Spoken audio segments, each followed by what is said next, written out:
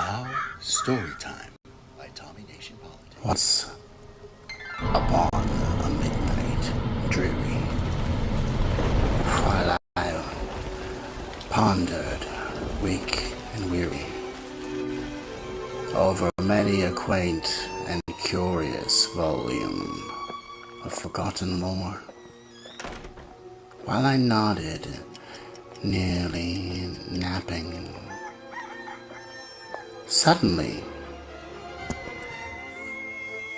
there came a tapping, as of someone gently rapping at my chamber door. "'Tis some visitor," I muttered. Tapping at my chamber door? Only this, and nothing more.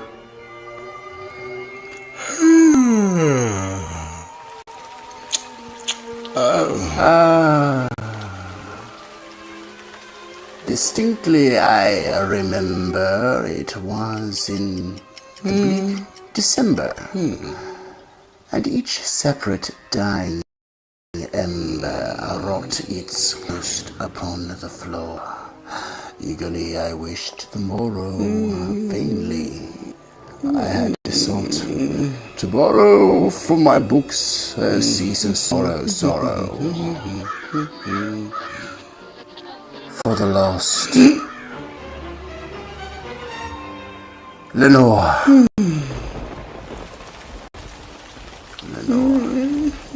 the rare, radiant maiden, whom the angels never named Lenore, nameless here forevermore.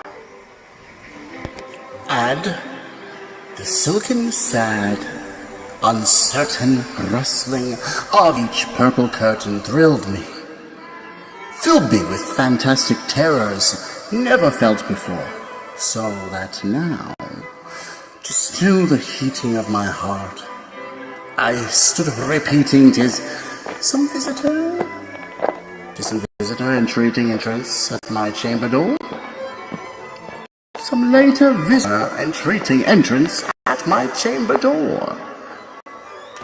That it is, and nothing more."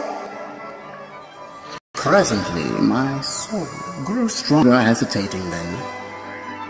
"No longer, sir," I said, "or madam. Truly, your forgiveness I implore, but the fact is, I was napping, and so gently you came rapping, so faintly you came tapping at my chamber door, that I scarcely was sure I heard you. Here, I opened the wide door. Darkness there. And nothing more.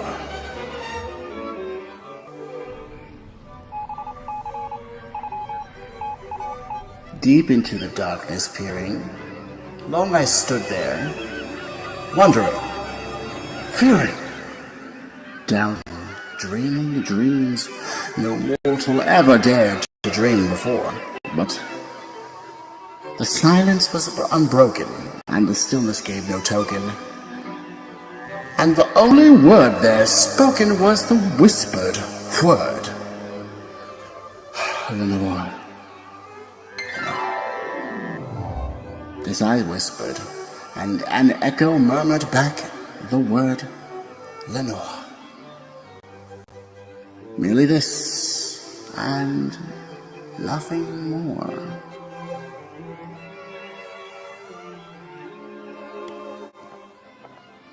Back into the chamber turning, oh my soul, within me burning, soon again I heard a tapping, something louder than before.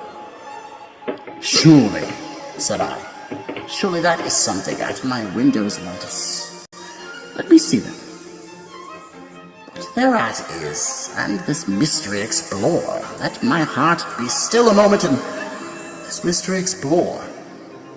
'Tis the wind, and nothing more." Open here I flung the shutter, when, with many a flirt and flutter, in there stepped a stately raven of the saintly days of yore. Not the least obeisance made he, not a minute stayed he, but with mine of lord or lady, perched above my chamber door, perched upon a bust of palace, just above my chamber door, perched and sat, nothing more. Then this ebony bird, beguiling my sad fancy into smiling, but the grave and stern decorum of the countenance it wore. Though thy crest be shorn and shaven, thou, I said, art sure no craven, ghastly, grim, and ancient raven wandering from the nightly shore? Tell me, what are thy lordly names on thy night's Plutonian shore? Quoth the raven, nothing more.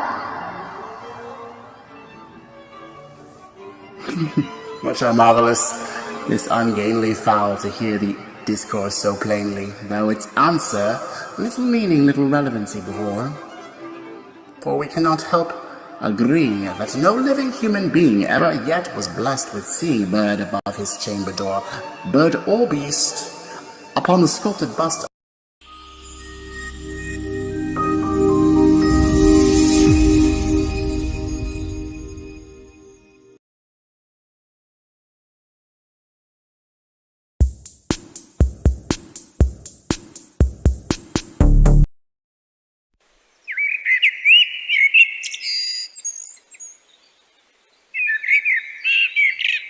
Bye-bye, Blackbird. 1, 2, a 1, 2, 3.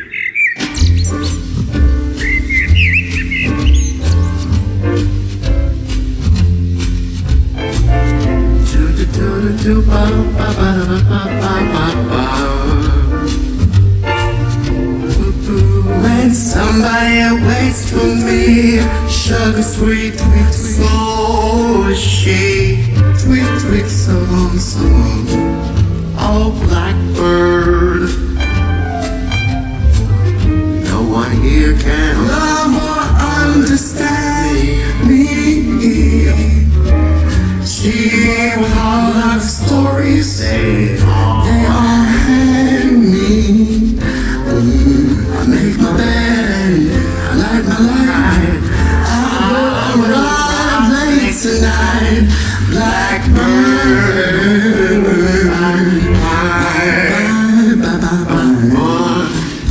and come on, my cat and bow. Here I go, singing low. Bye, bye, bye, bye, bye, blackbird. Bye, bye. When somebody waits for me, sugar sweet, so is she. So long, Mr. Blackbird. No one here can love or understand me. She won her love stories. They all had me. My man, light my light. I will arrive late tonight. Blackbird, Blackbird.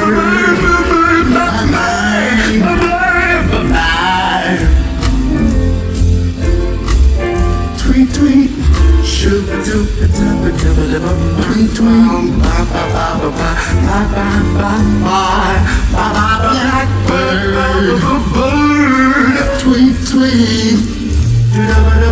tweet, tweet, tweet, tweet, tweet, tweet, tweet, tweet, blackbird, no one here can love or understand me. She, with all her stories, they all hurt me. You make my bed and light my light. I will arrive late tonight. Blackbird, Blackbird, Blackbird. Bye-bye. So long.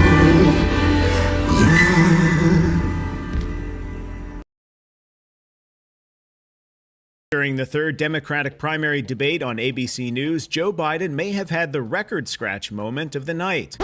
The former vice president was asked to clarify comments he made in 1975 on reparations and how Americans can repair the legacy of slavery in the country. While Biden's answer didn't include the word slavery or reparations, he did speak about institutional segregation, and at one point suggested social workers help parents raise their children before saying, "It's not that they don't want to help. They don't know quite what to do.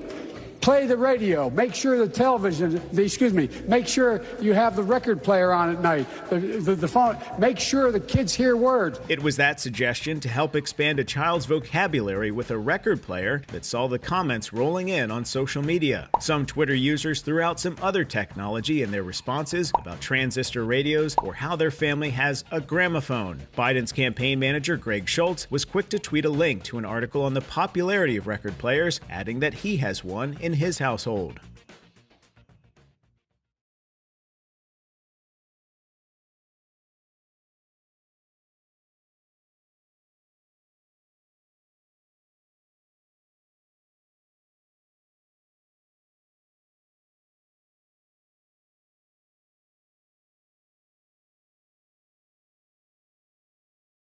Joe Biden has called June a month of action on Capitol Hill. But as senators return today, much of his signature legislation is in danger of failing, thanks to some centrist Democrats. And it means the People Act, the massive elections reform package Democrats have proposed, won't pass. And the filibuster likely will prevent other legislation, gun control, and the Equality Act from even making it to the Senate floor for a vote. The infrastructure bill is still bogged down, with both sides divided over traditional infrastructure and so-called people infrastructure like paid leave and child care. The president is pointing the finger at Democratic Senator Joe Manchin of West Virginia and Kyrsten Sinema of Arizona for the lack of progress on his agenda. I hear all the folks on TV saying, "Why doesn't Biden get this done?" Well, because Biden only has a majority of effectively 4 votes in the House and a tie in the Senate, with 2 members of the Senate who vote more with my Republican friends. Manchin came out against the For the People Act this weekend, calling it too divisive. I've voted in a bipartisan way in the last 10 years of the Senate. So I'm doing what I have always done. Let's unite this country. We don't need to be divided any further. Manchin wrote in a home state newspaper that the voting bill was about seeking partisan advantage. He's now under attack by the progressive wing of his own party, with Congressman Jones tweeting that Manchin's op-ed might as well be titled, "Why I'll Vote to Preserve Jim Crow." Frustrated progressives want to do away with the filibuster, but Manchin and Sinema say they won't support such a move. Meanwhile, former President Donald Trump returned to the political stage Saturday, delivering a speech at the North Carolina Republican Party State Convention, saying America is going backward under the leadership of Joe Biden, and suggesting he could be running for president again. And we're going to lay the groundwork for making sure that Republicans once again carry the great state of North Carolina in a year that I look very much forward to, 2024. Trump also addressed new evidence COVID-19 was created in a Chinese lab, saying China should pay the countries of the world a minimum of $10 trillion for the damage. Dale Hurd, CBN News.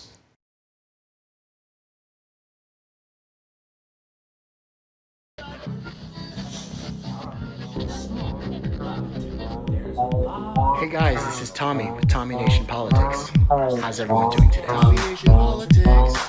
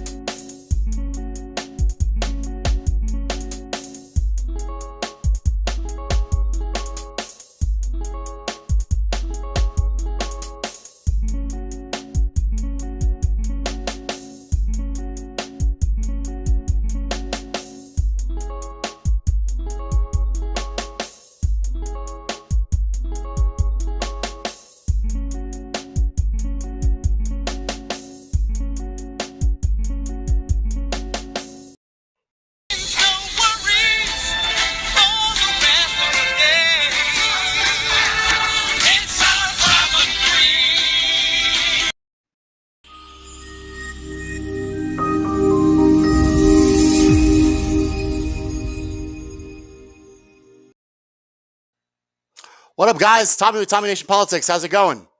Free-thinking, innovative, progressive, independent media. Chat's open, and it's Tommy Nation Tuesday. Y'all know the topic. I hope you came prepared, because there will be a quiz. Guys, I'm kind of having some technical difficulties with some of my videos. Also, my guest restream is hindering him from logging on. It's Calvin Johnson. He ran for city council. I really don't know what to do about this. But the show must go on, and we have a lot to cover. We will hopefully get our guests going. Looks like my video's ready. Y'all have any questions, make sure you hit us up at facebook.com/TommyNationPolitics. And always go to our website, subscribe, like, and share our videos, www.TommyNationPolitics.com. You guys, we the people of the United States, it's time to form a more perfect fucking union. That's all I have to say. What do you say, Joe? You know the thing. Play the record up. Play the record play. Malarkey that comes out of your meetings. And I say, whoa, wait a minute. I hope everyone will drop this stereotypical malarkey. Mr. President, is this more of this Texas malarkey? I guarantee you, Barack Obama ain't taking my shotguns, so don't buy that malarkey. With all due respect, that's a bunch of malarkey. He cares about the middle class. Give me a break. That's a bunch of malarkey. It's more than malarkey, man. It's more than malarkey. So this idea is a bunch of malarkey. Hey guys, this is Tommy with Tommy Nation Politics. How's everyone doing today? Gotham is yours. None shall interfere. Do as you There's a please. situation where there's an estimation of somewhere between $700 billion and $1.3 billion. I'm so damn confused.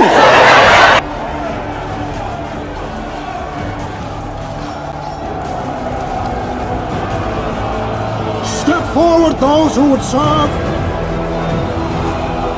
For an army will be raised. The powerful will be ripped from their decadent nests.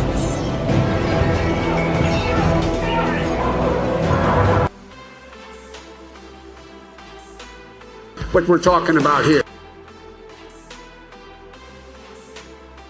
This great city,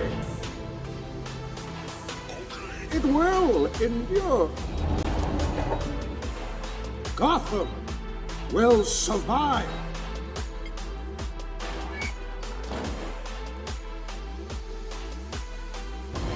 We take Gotham from the corrupt, the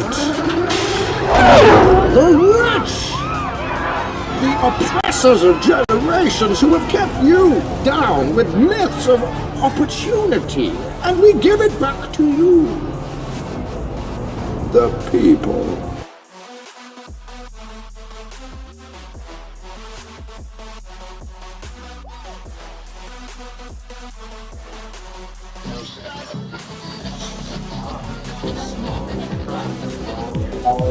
Hey guys, this is Tommy with Tommy Nation Politics. How's everyone doing today? Tommy Nation Politics.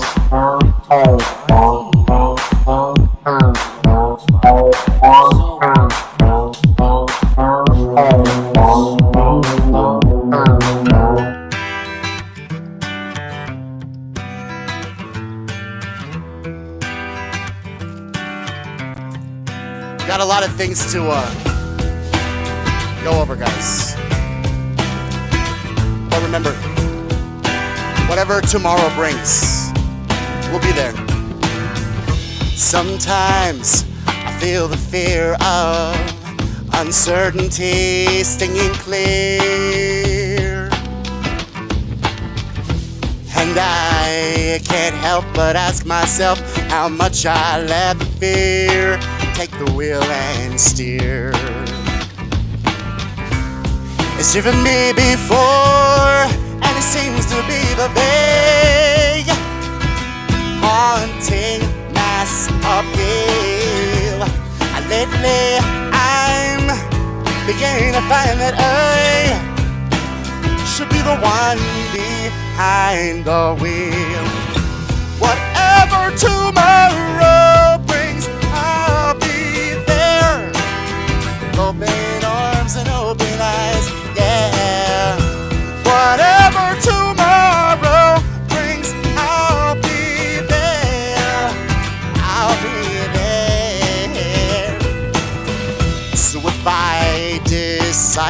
savor my chance to be one of the hive? Will I choose water over wine and hold my own and drive? I think I will. It's driven me before, and it seems to be the way that everyone else gets around. Lately, I'm beginning to find that when I drive myself, my light is found. Whatever tomorrow brings, I'll be there. Open arms and open eyes, yeah. Whatever tomorrow brings, I'll be there. I'll be there. 3 takeaways from President Joe Biden's first G7 summit. A weight lifted. This is CNN politics. Differences remain. On to the autocrats. On to the autocrats. Sounds like a great plan, CNN. Great plan. Great plan. Or would you choose water over wine? Hold the wheel and drive.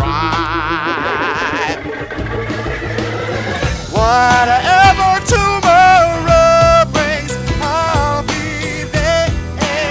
With open arms and open eyes, yeah. Whatever tomorrow brings, I'll be there. I'll be there. Do-do-do, do-do-do, do-do-do-do-do. Whoa, whoa, whoa. Do-do-do-do-do. Do-do-do-do-do-do-do-do-do-do. Oh, oh, oh, oh. So guys, the G7 summit happened. We've got we're getting out of Afghanistan, 9/11. Could it be a good year? Better than 2020. Tell you that shit. Guys, make sure that you're hitting the chats. I've got David Bergeron with me. He's in the green room. I'm gonna bring him out now. How you talk about myself? What's up, David? What it is, yo? David? Yeah, You there, bro? I'm here. Bro. Where's good? Welcome. So we had a nooner, and we discussed some hot topics, as the View would call them, hot topics, guys. Hot topics. Talked about Putin's rearing his ugly head. I can see it. I can see it from Russia from my house. Thanks, but no thanks.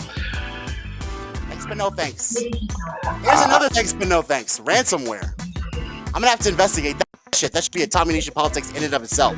I read they're But not guys- going to televise the meeting Televised what meeting?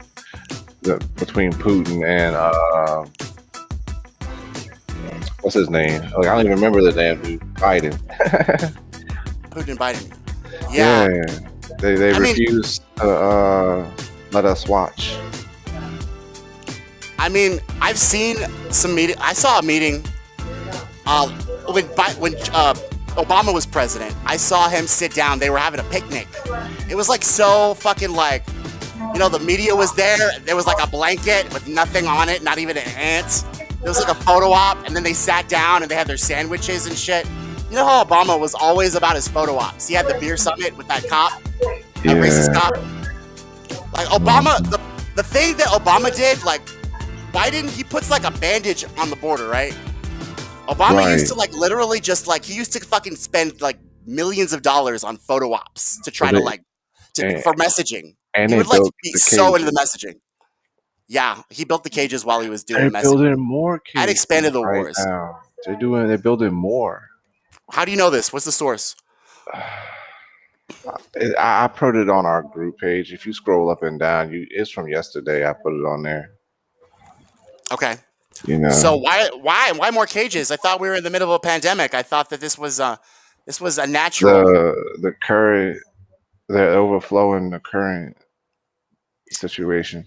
Isn't it crazy how, like, basically our drug war has perpetuated an enrichment of cartels, not seen since the Right. Gilded Age, right? And like, it's so corrupt in those Southern American countries because of our drug war, because of our neoliberal policies, and because of our coups, that they're fleeing here.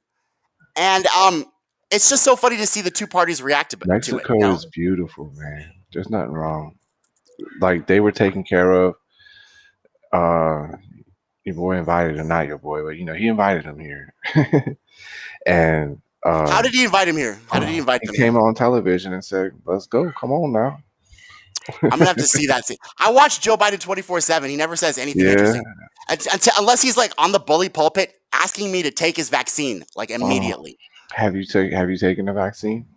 Bro, like, I still have to make a free-thinking, innovative, and open-minded decision about that. Like, that new normal commission was kind of about like the vaccine, because like I believe in science, but like all these weird circumstances are happening. Go ahead. What about you? I want to go cruising. Like, I got trips to Jamaica, Cayman, Cozumel. And if you want to go cruising and stuff, you kind of need, and you want to get off at the ports and walk around, you have to have your vaccine card, because those countries require it. It don't matter what the United States thinks. You got to follow their rules. Right. You have to follow their rules, and then you have to follow the rules of the oligarchs, and then you have to follow the rules of Silicon Valley. So so so you did it because of I'm going to Jamaica. Like, you're going to Jamaica. Yeah. How did you feel about that? Did you feel like you were giving up freedom for security? How did you feel when you were doing that? Man. Did you regret it? You regretted it? No, like, I want to go on vacation. Like, I haven't been in 2 years. Did the vaccine make you sick? I hear like the second dose makes you really sick. I just slept. I slept for like 4 days. Yeah? I don't have time to sleep for 4 days. My wife got like 102 fever, but like for 1 day, and then slept for 2 days. But all I did is just, yeah. So that's it. Okay. So, but did you feel sick though? Did you feel sick, or did you feel tired? Sick. I didn't get sick, but I had the COVID though. They say people who had the COVID, like, months before getting the shot, don't feel it as bad as first timers. Interesting. For me, it's more like a booster shot, I'm guessing. Every time I hear about somebody having COVID, it's always a different experience. Like one of my friends, Chris, his mom, she had rashes. My brother said he couldn't smell.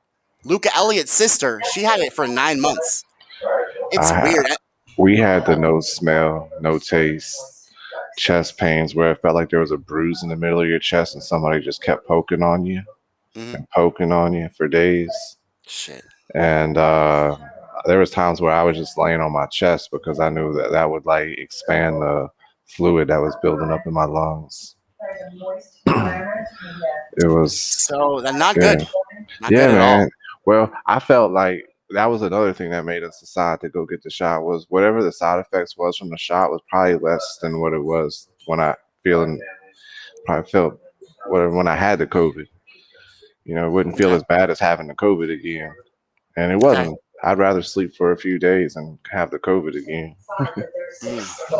Yeah. Okay. Well, that's a logical, that's a logical stance position. I can see that. I just literally, it just scares me because I know, like, I'm no longer a normal human. No, trust me, I'm not afraid of putting stuff in my body. I'm no longer a normal human being when that you casually observe politics. Like, doing the show, I have to watch these guys all the time, constantly. So literally, I've watched every Joe Biden speech since he's been president, and he does these same fucking sayings. There's nothing we can do together. We're unity. And then he has alienable rights, life, liberty, pursuit of happiness. The thing. He says them all lined up and shit. Okay, so he's been saying it for 40 years. That's not even his line. Build back together. That's something he stole from those G7 people he's hanging out with now. That's their slogan. The G7 people? Yeah, that's their slogan. What are they building? What is the project? You brought up they were doing a project. Get more money. What's the project for the G7? Do you know? Yes. What is it? but they don't. And I kind of like it, but they have no What is plan. it? They're gonna they're gonna give all that money to Africa and restructure and rebuild Africa and bring Africa into the 21st century. But they don't have no plans for it. Right. We're gonna rebuild Africa like the last time. Yeah. Interesting. Hi guys. Once a colonizer, always a colonizer. Yeah. Biden. So looks like his That's the plan.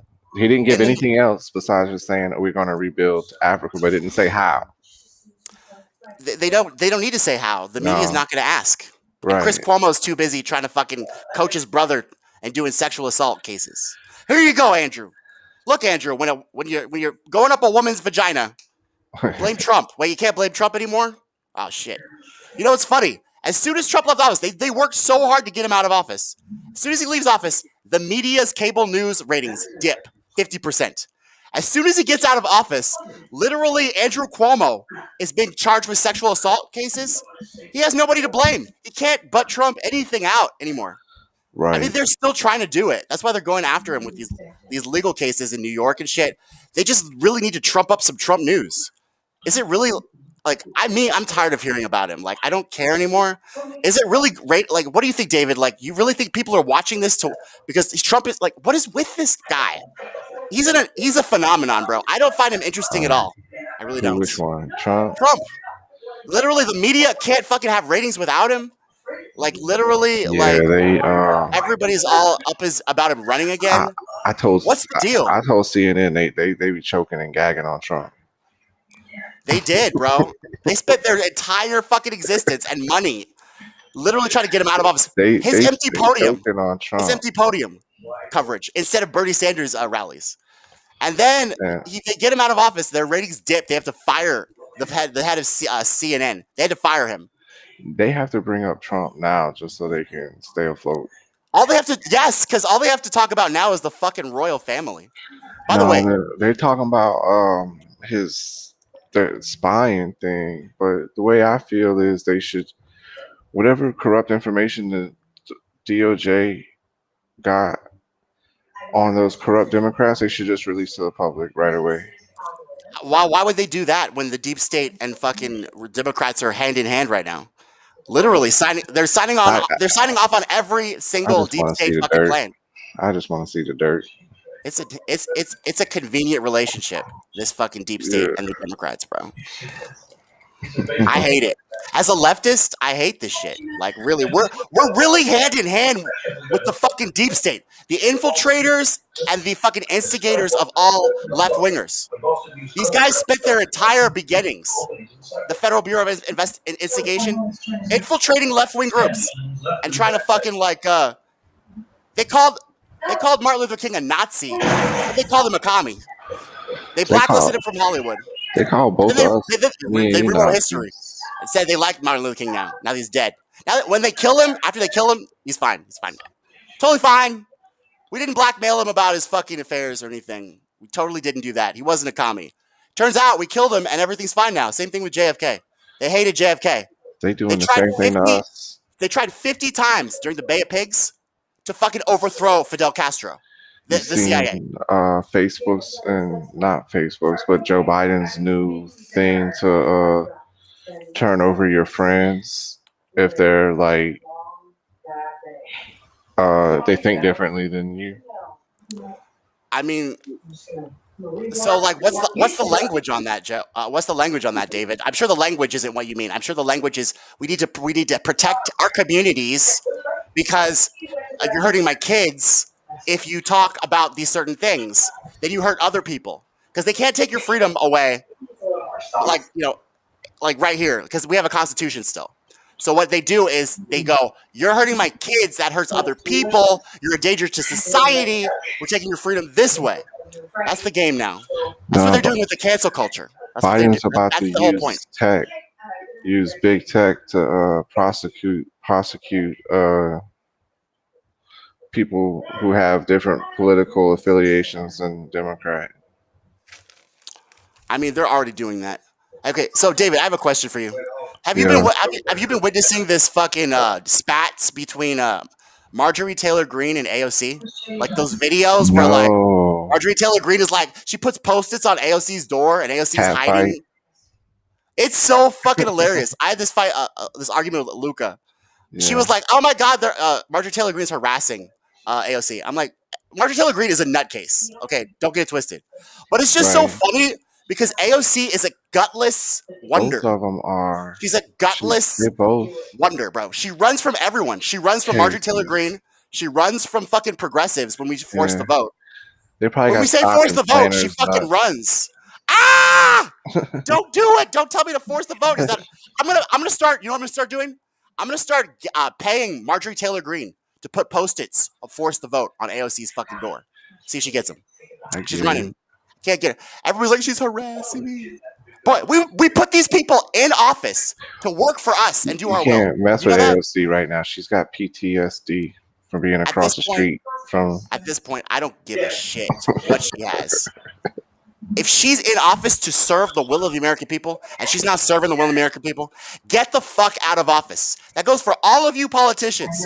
I just want to say, I don't give a shit who's fucking putting post-its on your door, and if she's talking about Jew lasers. If you do not serve the will of the American people, like we put you there to do, get the fuck out of office. I don't care about your excuses. I don't care about your trauma. I don't care about your social media account. I don't care about your goddamn trauma. I don't care. Like, AOC's always having these fucking things. How come she not at the border? How come she not at the border with Kamala and Biden? Maybe if you had some guts and some spines, Democrats, they wouldn't harass you and fucking bully you so much. You heard Trump going to the border June 30th? Dude, even in his fucking like he's out of office. He's still trolling the Democrats. That's what I was saying. He's still trolling the Democrats even out of office. Yeah. Okay, so that's a treasure. I will never fucking. I mean, I have to hand it to Donald, bro. Yeah. Donald. Even after they impeach him twice, bro. They blame the whole insurrection thing on him, even though 8 million people slipped into poverty. They destroyed our economy. They destroyed small businesses. And then they blame Trump for an insurrection. It's hilarious. Then they want to do a commission to gain more power. That falls through. They have to. Maybe Trump is a necessary evil. Because he's the one telling all these fucking Republicans to not vote on the commission. He's the one trying to control their primaries. Everybody's kissing his ring this is the midterms. All the Republicans are going to Mar-a-Lago. And they're like, oh, Mr. Trump, can I please have your fucking blessing? And he's like, you come here at my daughter's wedding while I'm eating McDoubles. I can't be on Twitter no more. Where's my Diet Coke? I mean, if there's anything I love Donald Trump for, it's for trolling the fuck out of the Democrats. I love how he went on Twitter and asked for a stimulus after Nancy Pelosi fucking lost the HEROES Act. She literally didn't even talk to the Speaker of the House because she's an incompetent, drunk buffoon. He went on Twitter and he bypassed her. She got so pissed. I'll never forget that. Oh, we'll represent them. She didn't know what to say to Wolf Blitzer, bro.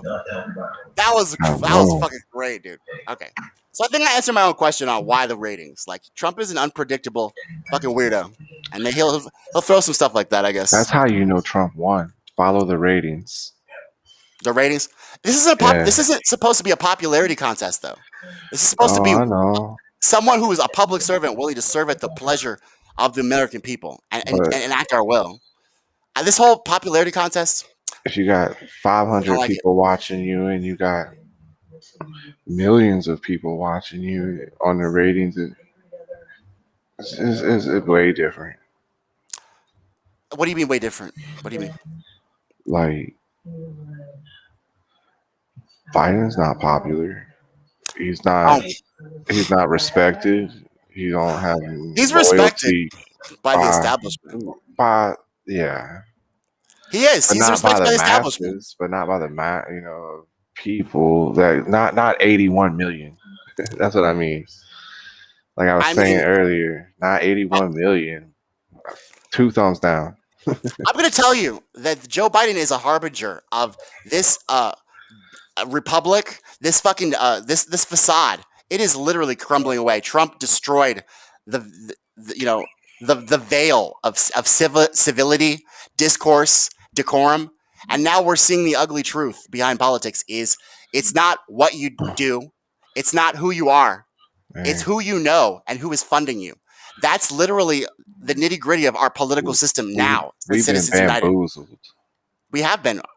Our democracy has been ripped away by unelected spooks in the FBI, the Federal Bureau of Investigation, and Supreme Court justices who said that Citizens United is correct when they say money is speech.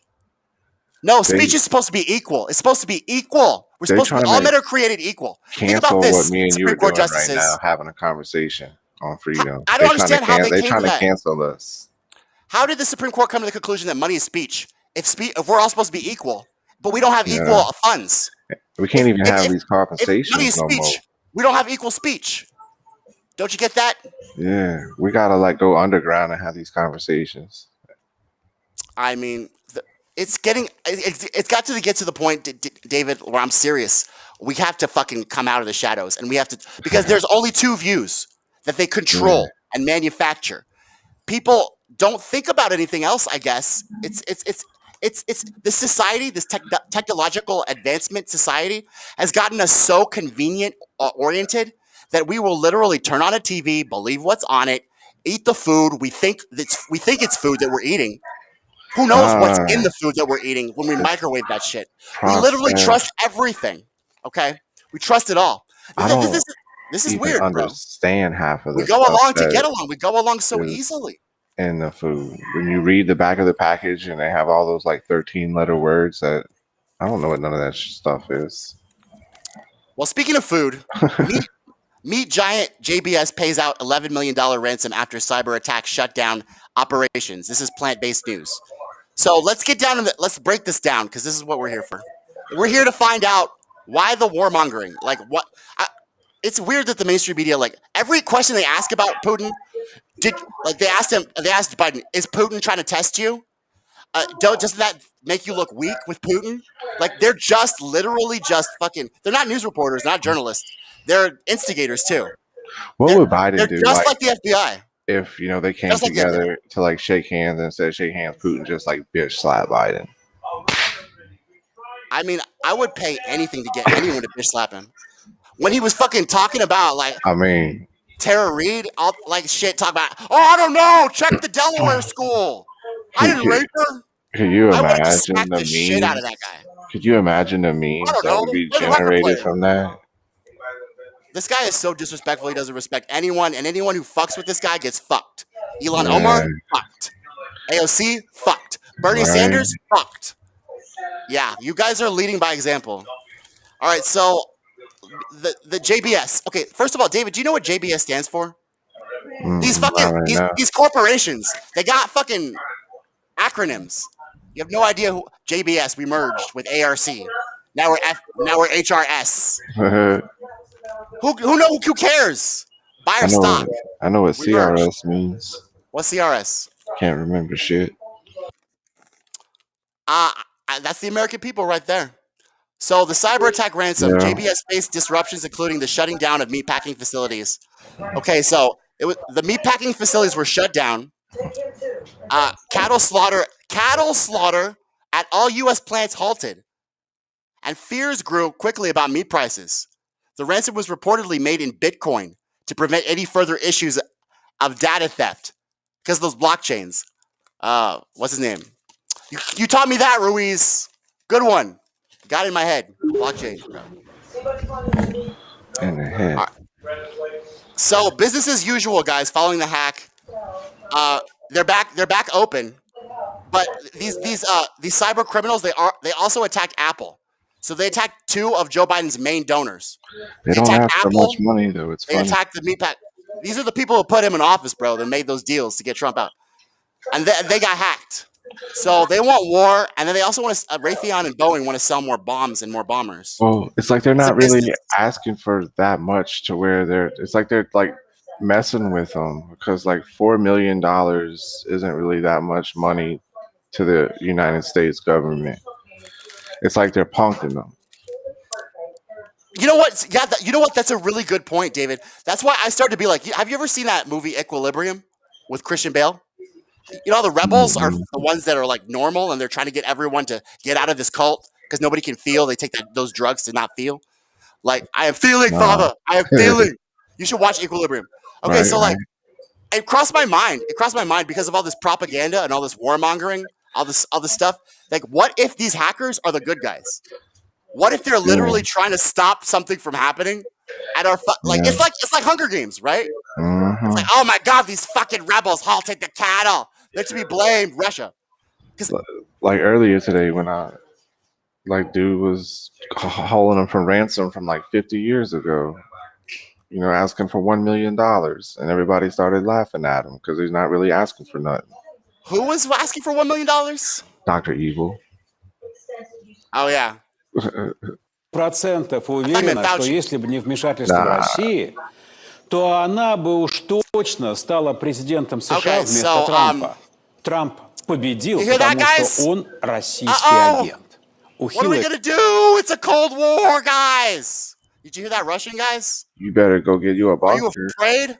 Are you afraid? Putin rears his ugly head. Thanks, but no thanks. I live under sea level. I can't like dig a hole in the backyard for a bunker. There's no way I could dig a hole deep enough to hide my eyes from all the corruption on the Democratic Yeah. Party. From the fact that he literally bought his way into office, and now he's warmongering for his donors.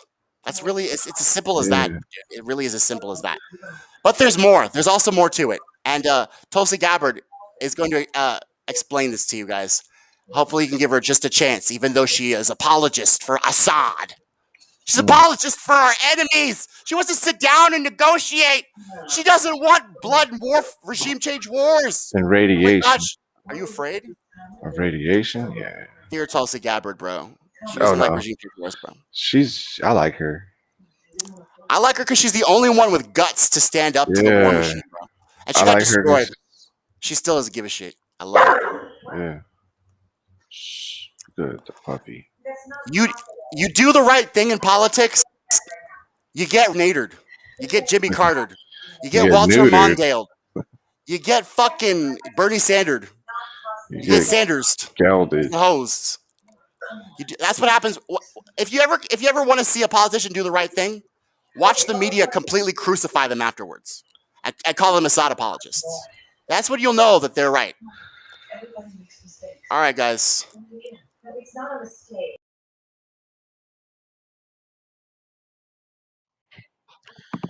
What's good, everybody? Hope you guys are doing great. I hope you guys are preparing physically, mentally, and spiritually for the dark times that are ahead of us and dark times that are rapidly approaching. And I hope you guys are getting right with God and staying strong. Got some more important information to share with you guys today. And like I already said before, the situation's continuing to escalate. And, you're going to keep seeing more and more warnings like this, too. I know a lot of people, or not a lot of people, but some people don't believe in these right here. I know some people think that it's like a fear tactic and some type of like hoax, right? But that's something that I'm planning on looking more into. But at the same time, at the end of the day, you got to understand that things are still going to get worse regardless. War is still coming regardless as well, and that's really common sense, especially for people who are really paying attention to what's going on. So I'm going to get right into it since I have 2 articles to share with you guys today. But just keep that in mind. Things are going to get worse, and eventually we are going to be seeing chaos in the streets. But it says Tulsi Gabbard. I never heard of this person before, but they just put out a pretty concerning warning. It says Tulsi Gabbard, Biden is moving us toward nuclear war with Russia.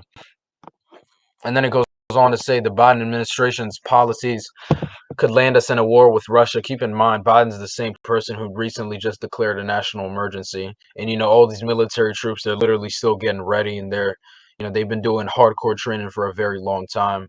They know what's coming, and they know that it's going to get bad out here, but just be ready for it and don't be afraid.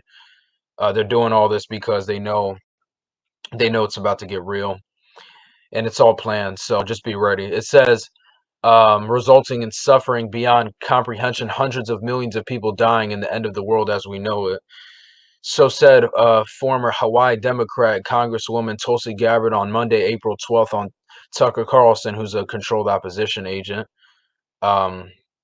tonight, warning that a failure to de-escalate tensions with Moscow over Ukraine could result in nuclear conflict.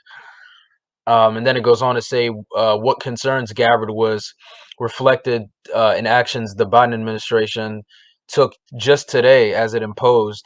Hold on, let me just see again when this article came out.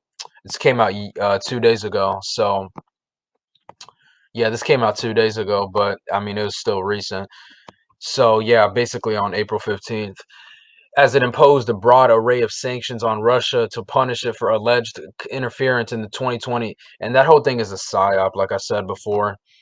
It's a bunch of nonsense. They're the ones who pick who, gets to, they're the ones, their bosses are the ones who choose the next puppet. So, but it says the measures blacklisted Russian companies, expelled Russian diplomats, and placed limits on the Russian sovereign debt market. The news organ continued, despite implicitly showing sympathy for Moscow back when it led the Soviet Union in the 1980s. Democrats have in recent years portrayed Russia as the devil incarnate.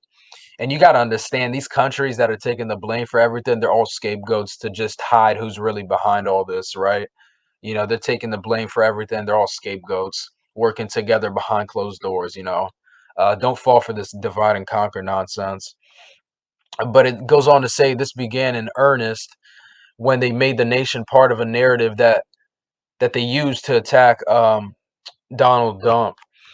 All the while, Democrats have been largely pandering to China, which has an economy 8 times the size of Russia's. China's massive, but China's basically already under a social credit score system, and that's coming here very soon if people continue to be comfortable with their enslavement. But it says, which has an economy 8 times the size of Russia's, and is by far our greatest geopolitical threat, partially because many in the establishment make money off of Beijing. This bias is imperiling us too, according to Gabbard, responding to host Tucker Carlson, who's an agent, question as to whether the Russia-Ukraine situation is moving toward war and if some of our leaders relish the prospect, the former congresswoman stated. And then they go on to say something else too, but don't forget, folks, the people who are not paying attention to this, the people who are sitting back and, pretending that, oh, my life's just going to go back to normal, everything's going to be fine, things are going to get better, I have nothing to worry about. I mean, you shouldn't even really be worried anyways, but, I'm just basically saying the people who are not paying attention to what's taking place and the people who aren't preparing themselves physically, mentally, and spiritually, are going to really regret that horrible decision and that horrible mistake, and they're going to realize sooner than later that they should have, been paying attention in advance, but people are going to realize it sooner than later. But by the time they realize, it's going to be too late. The losses of 2016, Hillary Clinton, the twice failed presidential candidate, taking Russia hysteria to a new extreme. And some considerable absurdity, speculating that the Kremlin is now, as she put it, quote, grooming one of the 2020 Democratic women as a spoiler third-party candidate. Here she is. I think they've got their eye on somebody who's currently in the Democratic primary and are grooming her to be the third-party candidate. She's a favorite of the Russians. They have a bunch of sites and bots and other ways of supporting her so far. And that's assuming Jill Stein will give it up, which she might not, because she's also a Russian asset. Yeah, she's a Russian asset. I mean, totally. And so they know they can't win without a third-party candidate. Well, she was referring to, obviously, Tulsi Gabbard, who's already vowed to not run as a third-party candidate. Gabbard responded forcefully tonight in a tweet. Thank you, Hillary Clinton. You, the queen of warmongers, embodiment of corruption and personification of the rot that has sickened the Democratic Party for so long, have finally come out from behind the curtain. From the day I announced my candidacy, there's been a concerted campaign to destroy my reputation. We wondered who was behind it and why. Now we know. It was always you, through your proxies and powerful allies in the corporate media and war machine, afraid of the threat I pose. It's now clear that this primary is between you. Hey guys, this is Tommy with Tommy Nation Politics. How's everyone doing today? В понедельник основатель Facebook Марк Цукерберг сделал заявление, которое было истолковано как то, что Россия вновь вмешивается в американские выборы. В рамках наших усилий по противодействию кампаниям по влиянию из-за рубежа, этим утром мы удалили 4 отдельных сети учетных записей страниц и групп Facebook и Instagram. 3 из них происходят из Ирана, 1 из России. Мы удалили эти сети на основании действий, а не опубликованного контента. В каждом случае люди, стоящие за этими действиями, координировались друг с другом и использовали подложные учетные записи для выдачи себя за других, что и стало основанием для нашего шага. Теперь, если по-простому, никаких фактов вмешательства в американские выборы Цукерберг не привел, да и вообще никаких настораживающих высказываний о вмешательстве в дела США в удаленных группах не было. Враждебным оказалось лишь то, что кто-то что-то писал под чужими именами. Но позвольте, такого в любой сети сколько угодно. И даже норма уже, когда женщина в виртуальном пространстве выдает себя за мужчину и наоборот. Не в России придумано. И вообще, при чем здесь Россия и наше якобы влияние на выборы в США? Чушь какая-то. Но заявление Цукерберга интересно все же тем, что отражает уровень истерики, что царит в США в отношении России.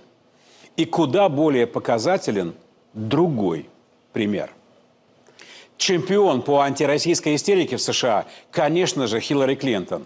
У нее это личное. Хиллари на 100% уверена, что если бы не вмешательство в России, то она бы уж точно стала президентом США вместо Трампа.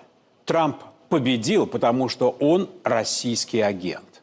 У Хиллари это прям навязчивая идея, а собственное поражение не дает ей покоя. Вот из недавнего интервью PBS. Наверное, матч-реванш все-таки должен состояться. Я имею в виду, что совершенно очевидно смогу его опять победить. Так что Хиллари Клинтон собирается баллотироваться в следующем году против Трампа опять? Позже Хиллари сказала, что это была шутка. President Trump, instead of going to war with Russia and Syria in order to protect the Al-Qaeda-Turkish alliance, you should focus on the war against the coronavirus. Russia is sending warships to Syria right now to protect it from Turkey's invasion in northern Syria, which is being carried out in alliance with Al-Qaeda. President Trump needs to make it very clear to NATO and Turkey's Erdogan that the United States will not be dragged into a war with Russia by the aggressive Islamist expansionist dictator of Turkey via NATO. The corporate media needs to stop referring to Al-Qaeda and their affiliated groups in Idlib as quote-unquote rebels in a deceptive effort to make them seem like freedom fighters. I and thousands of Americans enlisted after Al-Qaeda's attack on 9/11, and the media and the Trump administration's continued labeling of these terrorists as rebels is a disgrace and dishonors all of our men and women in uniform and our entire country. Turkey's been supporting ISIS and Al-Qaeda terrorists from behind the scenes for years. But now Turkey is being forced to come out from behind the curtain and expose the role that they've been playing in the years-long effort to overthrow the Syrian government. Turkey's Erdogan wants to create an Islamist caliphate in Syria, re-establish the Islamist Ottoman Empire, and is working with Al-Qaeda and other terrorists to achieve his goal. He wants to be the caliph in the new Islamist caliphate of his creation. Turkey's Erdogan is not our friend.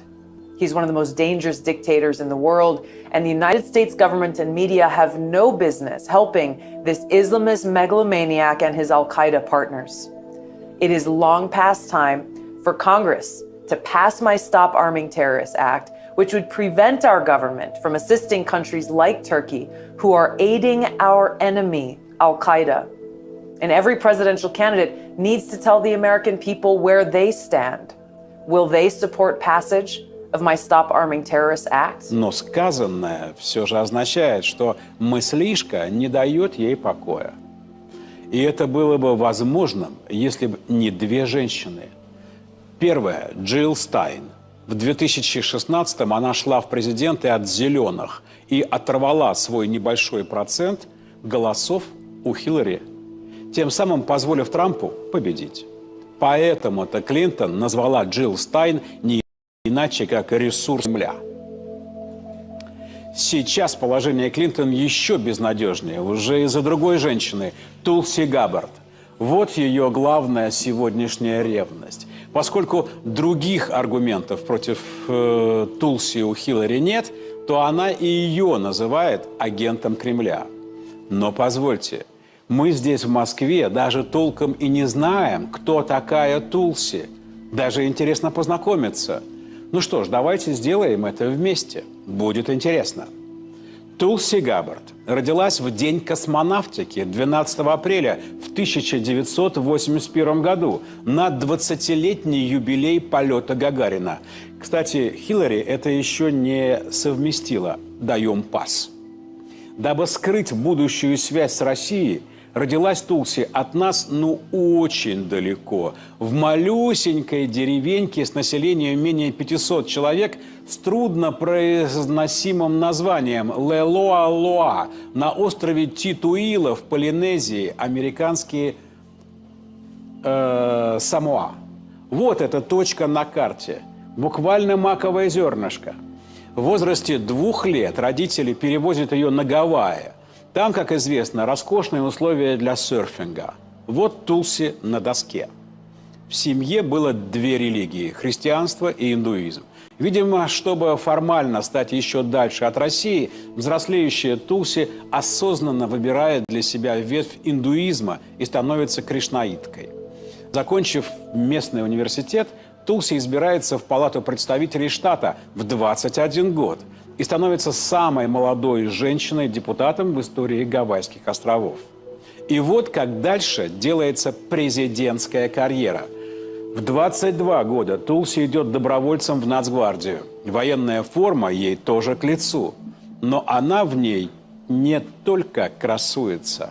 В 23 года сдает депутатский мандат и добровольцем отправляется на войну в Ирак, где год служит в медицинском подразделении и участвует в боевых действиях. Says it's in direct talks with the Russian government over the JBS attack. As we mentioned, hackers used ransomware to target the world's largest meat supplier, crippling production across the U.S. And this, of course, comes just weeks ahead of a major summit between President Biden and Russian President Vladimir Putin. So for more on this, as well as other things, let's bring in Weijia Jiang. She's with us from the White House now. So Weijia, in regards to this hack, what's the White House saying about it, and how will this latest cyber attack impact President Biden's upcoming meeting with Putin following the G7 summit? Well, the White House is closely monitoring, especially the meat supply, as well as, trying to gain more information about this specific attack. And we know that JPS first notified the White House on Monday that this had happened, and the president was briefed. As far as how this will impact his meeting with Vladimir Putin, cyber attacks was already going to be at the very top of the agenda because of the other attacks that Jeff mentioned. And by the way, just last week, Microsoft reported that there was a major hack that looked into about 3,000 individual accounts from 150 organizations. And, the problem here, Anne-Marie and Vlad, is that they are racking up. And I talked to one cybersecurity expert who said that's because Russia is trying to test the Biden administration to see just how much it can get away with, because you'll remember that for the SolarWinds hack that targeted about 18,000 U.S. government agencies and companies, private companies that is. After that, the Biden administration sanctioned Russia and expelled some people. And so that was not enough, because we're still seeing these attacks continue. And that's why experts say, they're trying to see how far they can go to glean information about U.S. companies and high-ranking officials. And so President Biden's really going to have to send a clear message to Putin somehow that this must stop. But it's not going to be enough to just issue sanctions, apparently, because it hasn't stopped them yet. And so I don't know what that firm message looks like, but the White House insists it will be communicated. All right, we'll be waiting and watching to see what happens there, Ouija. Meanwhile, the president, as you know, is set to hold major infrastructure talks with West Virginia Republican Senator Shelley Capito. So what can you tell us about this? As you probably heard in the intro, I was sort of suggesting to Anne-Marie that there are sort of a couple of interesting dynamics here, including the fact that it's not like Mitt Romney or Susan Collins, some of the more common names that you see associated with these group of Republicans that seem to want to extend an olive branch and work with the White House. It's Senator Capito, and also the fact that President Biden has campaigned on being this bridge builder between the two parties because of his experience in the Senate. So if this doesn't work, my estimation is that it will sort of look bad for the president, not for those Republicans.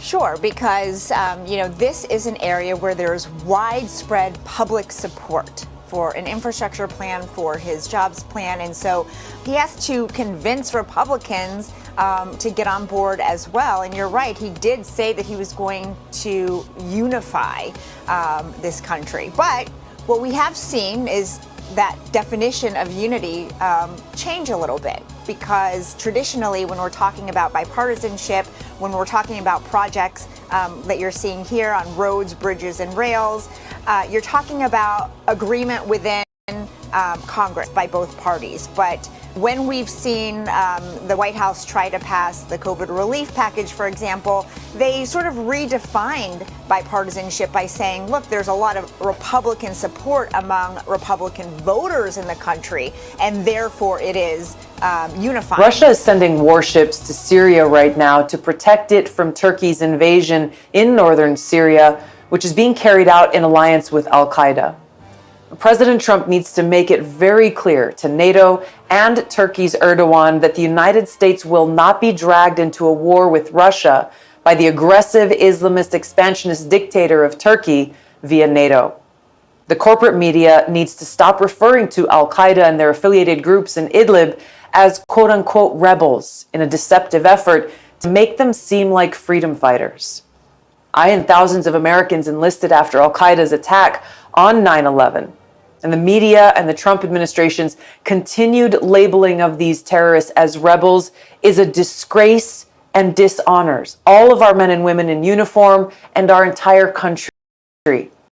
Turkey's been supporting al-Qaeda terrorists from behind the scenes for years. But now Turkey is being forced to come out from behind the curtain and expose the role they've been playing in the years-long effort to overthrow the Syrian government. Turkey's Erdogan wants to create an Islamist caliphate in Syria, reestablish the Islamist Ottoman Empire, and is working with al-Qaeda and other terrorists to achieve his goal. He wants to be the caliph in the new Islamist caliphate of his creation. Turkey's Erdogan is not our friend. He's one of the most dangerous dictators in the world, and the United States government and media have no business helping this Islamist megalomaniac and his al-Qaeda partners.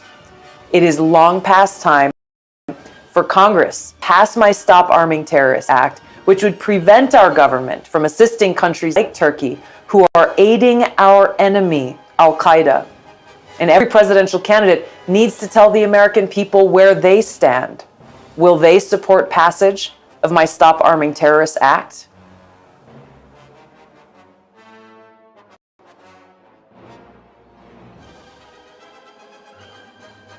We are on the brink of a major SHTF scenario. I don't know when it's going to happen. Nobody knows the day, the hour, but we all know it's coming. So just be ready for it in every way possible, because it's not going to be sweet. It says it is moving in a very dangerous direction, and I totally agree with that. But it's all a part of the script. And the question for the American people is, are we willing to go to war with Russia on behalf of Ukraine? And we need to understand that such a war would come at a cost beyond anything that we can really imagine, because this is not a war. This is not a war that is just, okay, this is going to be something that's happening to someone else somewhere else on the other side of the world. That's what I'm saying too. That's what I was also mentioning in my previous videos. when I was saying that, the situation's going to continue escalating, and when I was saying that this is eventually going to affect the whole world, because it's going to eventually become a world war, regardless if it's staged or not, that's besides the point.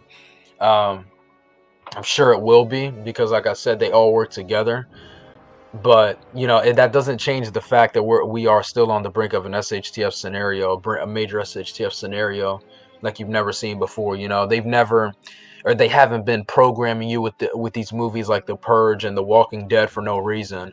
They've been programming you with these movies so that you can accept that type of reality when they play all of that out in real life. So be as ready as possible, as much as possible, because it's not going to be sweet.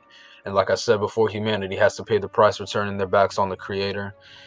It says, no, this is something that will directly impact me and you. And I agree with that. Tucker, every single one of your viewers, and all of our loved ones. This is a fact right here. It says this is a war that is not a game. It is a war in which there are no winners, because you've got, thousands of nuclear weapons that the United States has aimed towards Russia. Like I said before, Tucker Carlson is a controlled opposition agent. It says Russia has thousands of nuclear weapons aimed towards us that could hit any town or city in America. And I know some people, like I said, some people think that the whole thing with these right here, right?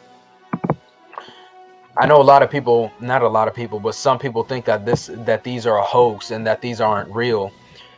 But like I said, that's something that I still need to look more into. But they can still firebomb locations regardless, even if it's true that it's not real, they can still firebomb locations, so, be ready for all this stuff. They have so much tech, right? They have so much tech that's still not even released, even things that you think is fiction, a lot of it that they, that a lot of these things that you think is fiction and that you think is not real, they actually can do certain things, right? Do these things that you think is not real, and that's not possible. They have so much tech that they haven't even released. But it goes on to say, in less than 30 minutes, and exact as a coupon, or not a coupon, as a coast upon every one of us, that would result in excruciating death and suffering beyond comprehension. Hundreds of millions of people dying and suffering, seeing their flesh being burned from their bones. No one can accuse her of wearing rose-colored glasses. That doesn't matter. But I'm gonna get into the next article, because this article is pretty long. But yeah, you just have this person named Tulsi Gabbard, which is most likely, obviously, controlled op as well. All these people, they all have connections to the cabal, obviously. Most of them, I meant to say. But it says, the next article, says, war fears surge as Ukraine threatens to shoot and sink. And I made a community post about this yesterday, but this is another pretty serious thing.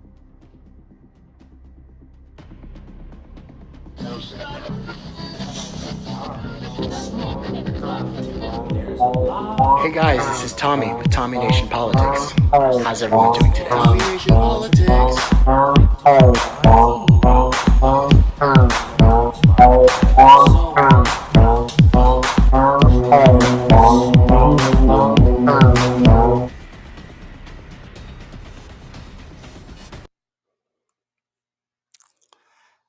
And little people know, when little people fight, we may look like little weaklings, but we've got some bite. So never kick a dog because he's just a pup. We'll fight like 20 armies, we never give up. So you better run for cover when the pup grows up. Guys, it's time to get out of the conventional wisdom and the social norms. It's time to do what made our country great in the first place. It's time to throw off the shackles of ideology, differences, petty differences, reach into our humanity, because that, guys, is where our evolution leaped forward. Our enlightenment, causing bipedal locomotion, causing expansion of brain cranial activities. So I do admit that I've been watching these guys rob us since March. It's made me very angry. I've taken my anger out on a lot of people. I realize it doesn't help my argument, though. I realize the only way to get through to people is to really be free thinking, innovative, and open minded. Open minded goes both ways, guys. It's a two-way street. And without that ado, I've been so blessed to have friends that they know me. They know I go off the handle sometimes. But they know I'm passionate, and I really do care. I care about our country, and I care about friends and family. I care about what happens to us. I don't want a nuclear war. I don't want a world war. I don't want to be taken advantage of. I don't want my friends and family to be. I want a government that works for all of us and not the few. I want equality, freedom, justice, everything that was promised in the Constitution. I do realize, though, that when I get off the handle and I name call, though, that undercuts my message. Even though I'm frustrated, I have to figure out a way to curb that shit. Maybe I'll just sing more. Would y'all like that? Without further ado, I want to bring my friend Christopher Thomas on, KT, who's just come back from the wars. Tell us about the wars, KT. Tell us about the wars. Hey, You there? Tommy, good to hear from you. Can you see me all right? Yeah, bro. Okay. Where So were thank you you for- again? I'm sorry? Welcome back. Welcome back home. Welcome home. Yeah, thanks, man. So I just got back, start of June. I was in Afghanistan for 15 months, COVID and everything going on, doing some work over there. But I'm here to talk, like you said, free, open thinking, progressive. So if I can try to provide any useful information, I'm glad to be here. Cool. Honestly, I feel like the thing that really kind of tore us apart, really, I think the left, in any case, it was the Joe Biden nomination. I mean, let's just be real about it. Super Tuesday came around. Bernie Sanders was up. The last place guy gets a call. Everyone coalesces. And then there's a red line in the sand is drawn. Okay. And that's when principles and values seem to me, to have been revealed. Am I wrong about that? What's your perspective on voting for Joe Biden? And what's your perspective on that? So I did vote. I'll admit I haven't voted in every election. I did not vote for Joe Biden. I actually I voted for the other Joe. Was there another one? I forgot her name. The third party independent. Oh, okay. Yeah, what was her name? The libertarian, right? Yeah, the libertarian. Jorgensen. Yeah, Jorgensen. I thought I was going to say it wrong, so I didn't want to say it. Yeah. George Jorgensen. I was supporting Bernie Sanders, up in the beginning of the election cycle. I felt good things about it. There was a lot of public support. But once he was gone and it wasn't an option anymore, I do still believe the best course for our system moving forward is to get away from the two-party system. So the more votes we can get to a third party, even if we don't necessarily completely agree with all their platform or their planks, that gets us closer to improving the system. Because a lot of the more direct actions we would like to take to changing the political system and making quick, rapid changes, it's just built to fight those. But if we can make some of those kind of middle ground changes, I think that would be a strong step forward. I would argue, and this is because I've been getting a lot of experience locally, talking to a lot of local politicians, like council people, mayors. I feel as though, in the Texas legislature, there's not a lot of cohesive platform building in the Republican Party. But in the local Republican, county houses or whatever they call them, capital houses, like in San Antonio, there's people coming together. There's people making platforms. There's people, out of many one. There on the local level, as much as the corruption is on the national level, the local level, they actually are trying to get stuff passed that actually helps people, socially, benefits families. But the problem is on the national level, that all the politics, all the spin, it distracts you from that, and then they put pork in it. Like on the national level, it's like every good thing the local level gives them, to pass into law, it's Right. become corrupted. So that's my frustration with the two-party system in the first place, is the fact that by the time it gets to the two parties in the House of Representatives, it's already got pork spending in there. It's got foreign aid to Egypt in there. It's got Israeli lobbyist funds in there. And it's got fucking Joe Biden's Apple fucking sweat camps in there, and Jeff Bezos' golden parachute in there. And then and then nothing fundamentally changes. And the thing that frustrates me the most, Katie, is the fact that I've seen this show already. It's called Obama. Do you remember when Obama just passed Obamacare? That's it. Did he do police reform? Did he do a living wage? Did he do legalizing pot? Even though he smoked pot, he did a whole fucking book about it. No, he didn't. He became a good middle manager of our country, and he fucking acquiesced to the oligarchs and did their bidding, expanded the wars, and then he fined my ass for healthcare. That wasn't very progressive. So it's like, I'm tired of being lied to. These two parties are stank. They stank beyond high heaven. And it's time to stop holding our nose. And honestly, Katie, any kind of talk around that, not doing that, it makes me see spots and I get berserk. I go berserk. So I do apologize about going off on you. Let me just tell the audience, guys. He served our country in Afghanistan, and I have this problem with the Federal Bureau of Instigation and their coups and their fucking controlled opposition all around the country. I know what our military does. We're an empire. We have bases all over the globe. And so I say this to all my military friends. It's not just you. You, in the Star Wars movie, you're Rey, you're Finn, right? Finn, 0900, I guess. Are you Finn? Are you a stormtrooper? Are you a good shot? You shoot better than stormtroopers, right? I do definitely shoot better than stormtroopers. I did 6 years active duty, the Army, 2 years reserve, and then I was overseas those last 15 months. It's not everything I can talk about is open record, but I was a human intelligence collector, a 35 mic. I got trained in some other jobs as well. So if you look that up, you can see some stuff in promotional videos and stuff that isn't necessarily match what the work you actually do.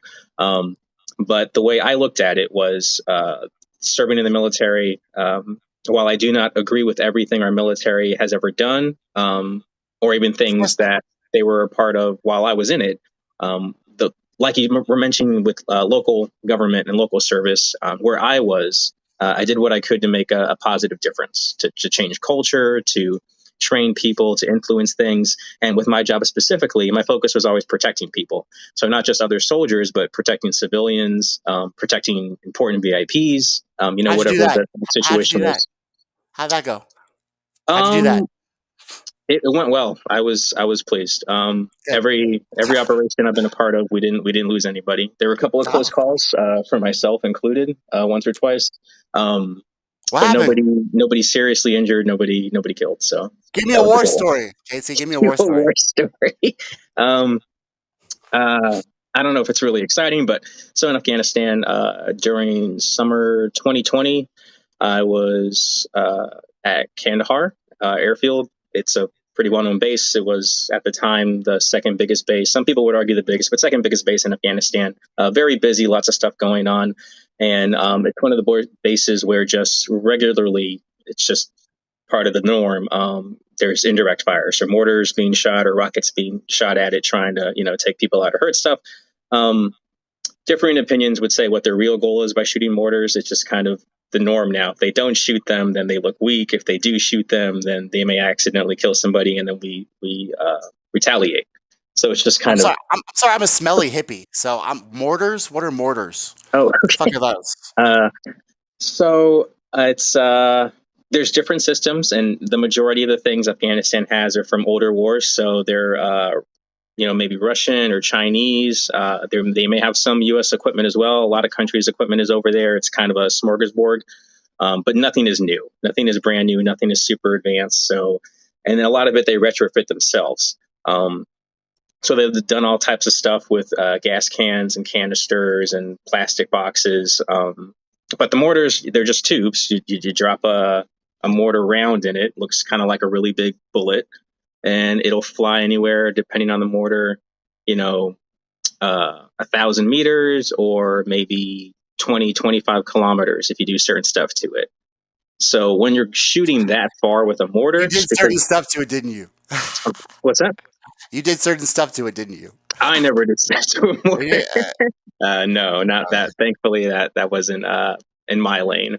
But when you shoot them that far, they're not accurate anymore. So you start out trying to hit a space, the size of a bed. But when you're going 20 kilometers or farther, you're really trying to hit the space the size of a football field or a stadium. And the explosion it gives off is still only going to be about the size of a bed. So when they're shooting mortars at the base, a lot of them hit the trash area, they hit the airfield where there's nothing going on. But in my case, one of them, it actually hit a religious building, ironically, that was about 300 meters away from where we were. So it shook our building, kind of felt like, something going off, but nobody was hurt. So, not a super exciting war story. Some other people had closer calls than that, but that was a basic one for you. Well, I mean, that's still fucking not every day every day in the city. Jesus Christ. It's not the same as somebody, maybe pulling a 9 on you, but yeah. I mean, so you come back home. So what do you think? What do you think? What do you think about Trump? What was your autopsy on Trump? The Trump My autopsy. Yes, on the Trump administration. Highlights, lowlights, everywhere around lights. It was a lot of political theater, which is not to say that not all administrations don't have some political theater. It's just the norm, again, kind of how the setup is to make things at least appear like they're running smoothly. But there seemed to be a legitimate effort that wasn't focused on progression in a new direction so much as regression from old directions. It wasn't, I'm doing my new thing, this is the new way forward for a new America. It was, like you said, make America better again. So how do I go backwards towards ways we used to be? And, it's 2020. Well, when he started, it wasn't 2020, but it's 2020 now, and there's no going back. Technology's too fast, culture's too intermixed. The globalization today, we're all connected. There's no getting away from it. So you can't go back. You need to find a positive way forward, or at least a productive way forward, even if it's not positive. I would argue that we need to find the humanity, and at least, if we're going to be a technologically advanced, we still have to maintain what made our evolution happen in the first place, right? Our humanity, our instincts. Those things I feel like are being taken away slowly, but that's like a whole nother story there. But Trump, so he did some new thing, progressive things. He made a deal with the Taliban to get out of Afghanistan. What do you have to say about that? So I can't speak on everything I may or may not know. During the Trump's administration, decisions were made that did help us get out of Afghanistan. I do believe us getting out of Afghanistan was the right direction. I do think we should spend less focus, money, resources on foreign events when we have such big problems still at home. And the fact is, if we can fix at least some of those problems at home, we could do more in a more efficient way for the world, because America historically, whether it was right or wrong, became a big part of the world. We took over the atmosphere of a lot of other countries and regions and just geographic locations. That's the nicest way I've ever heard it said. You didn't say colonized or imperialized. You didn't say completely invaded. You didn't say it had a coup. You didn't say did controlled opposition. Wait, what did you say it was that we did? We took over the atmosphere or changed the atmosphere. Oh, changed the atmosphere.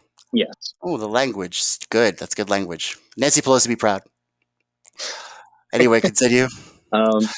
So do you really buy? Okay, so do you believe that? You believe that we were a big part of the world, and then was that good? Because we're a big part of the world when we dropped a bomb in Hiroshima. We still have stuff, So when you say good, good is honestly, it's what's the word? Not circumspective. It's every person sees good in their own way. What's their There may, perspective. if you believe it, ethically or morally be universal goods and universal bads. But as an existence, as people who have to live in a temporal sense, good and bad is relative. That's the word I was looking for, relative. So America has made many choices that were good and positive for itself and at times for its allies or partners. And those choices were at the expense of others. Is that good for the world? Depending on what you believe, it would be no. I do think there's things we could have done differently. Could you give me? Are you thinking of like a specific example of what you just mentioned, like the good I for mean, our it's kind of interests and far our? back, but when I do talk about people about this kind of things, if we're willing to have that kind of open discussion or long term discussion, just even as far back as America's beginning, and starting out on the East Coast with our colonies, once we got started up and turned into a fledgling nation. With states and the national arc fighting from the very beginning into which one's going to be in control, and understandably so. And like you mentioned again with local governments, the issue I don't think is so much the systems, but it's kind of people. When people were one-on-one like this, it's really easy to be open and to make things happen quickly and get across your points and hear each other. But once you get to 100 people, 1,000 people, 100,000 people, it just slows down. And so the way to try to get around that slowdown is to cut corners. So you cut corners in the communication, you cut corners in the understanding, and a lot of good things get lost in that process. So local government should always be good. If your local government is bad, please change it, because you have the power to affect your local government. You do. Even if you live in a really big city like Los Angeles or Dallas, you and 1,000 people you kind of know get together, you can influence another 15,000, and all of a sudden your city councilman is shaking a little bit. You can make changes if you really want to, and you're willing to put in the effort at the local level. The national level, it's just a lot harder. There's a lot of weight moving constantly in different directions. Not saying you shouldn't try, but to that. Well, I mean, every time these two parties try to do bipartisan legislation, it's not okay. So, like Tulsi Gabbard specifically always says, it doesn't influence. It doesn't help our interests, and it doesn't help the American people. It helps their donors. Their donors who own more wealth than the bottom 90% combined. Case in point, the bipartisan legislation of the fact that even though Trump tried to do this deal of Afghanistan, said by September 11th, it says in foreignpolicy.com, Joe Biden is advocating with Mitch McConnell. They're hand in hand on the fact that they want to leave 1,000 troops in the region, even though that's not part of the deal. That's not what we negotiated with the Taliban. So we're going back on our deals, and we're doddering on that. So what do you think about that? Specifically for Afghanistan, again, just to the points I can speak on, there has been a lot of discussions at various levels to try to make this process happen. And what the public hears is never the full story. And that's just part of the process to try to make it happen. We've been over there over a decade. We've been over there, 2 decades? More than a decade. Bro. We've been over there long enough that people who weren't even born have been over there now. I saw 19-year-olds over there who weren't even alive when this started, when 2001 happened. And they have no connection to that event. That your older guys, our age or even older, that some of them joined because of that. So it's just, the cultural difference. Because we're the empire, Katie. And then, we just altered the deal. Pray I don't alter it even more. What does Darth Vader say in Cloud City? When Lando... Pray I don't alter it further. I'm altering the deal. Pray I don't alter it even more. Literally, Joe Biden is like fucking Darth fucking Vader. So I wouldn't say that. I wouldn't say that for this case, though. If there are any minor alterations to what's been publicly noted, they're going to be approved and understood to the parties that truly matter for this deal to go through. You have us. You have NATO and their forces who have been over there. You have the formally recognized Afghan government, and then you have the insurgents / freedom fighters / international violent organizations that are in the region. Katie, can you start at I want to write this down because this is important. Oh God. So I have NATO, and then we have Yes, So there's us, of us. course. Yeah, if we're going to go left to right, there's Us. us. Then you go east, and you're going to hit NATO. Okay. If you go more east, you're going to hit the regional countries. So you have Afghanistan, and Afghanistan is surrounded by Iran, Pakistan, India, China by way of water, Russia by way of mountains, Right. a bunch of countries to the north that respectfully are not too important to the conversation. Yeah, but Iran is because that's another reason why they don't want to leave Afghanistan is because they have a strategical, base in Afghanistan, if so they can try to see what Iran's rearing his ugly head. Thanks, but no thanks. They're Sarah Palin in Iran over there. Killed the General Soleimani. We're That did literally happen. we're That did stalking these happen. guys. We're stalking Iran, hardcore. So Literally. America's history with Iran is not a positive one. And we invaded Syria through Afghanistan too, right? Afghanistan, if you read certain reports and papers and things, did play a part in our troops moving into Syria at times. Yes. Right, because the oil fields in Syria. Plus, they've got great. This is a tangent, but I'm a sommelier, and they've got this really good wine in Syria called Asertico. It's a white wine. It's like a Sauvignon Blanc. Excellent herbaceous accents, bro. I don't know how they can grow that whole anything. region, movies and shows and stuff usually downplay it and make it look just, a desert or dirty or torn up. But before all the wars and stuff, Syria, Lebanon, Iran, beautiful countries, wonderful people. Good food. Excellent food. Yeah. The Mediterranean. The Mediterranean has the best seafood ever. Best. Yeah. So. I didn't even fish over there. There's no close water, so I didn't trust any of that. But yeah. So, what is your take on this whole posturing with Putin? And have you caught the news? Have you caught the news about this cyber attack? What is your take on this? I would say which one would be my question. I guess the most recent one is the meatpacking plant, the JBS, because they hacked Apple. Mm-hmm. And I'm gonna try to dive into ransomware at some other time. There's like so many things going on. I feel like an old man. I feel like now I'm my parents, like on a computer. What the fuck is this? When it comes to cyber, that's completely understandable.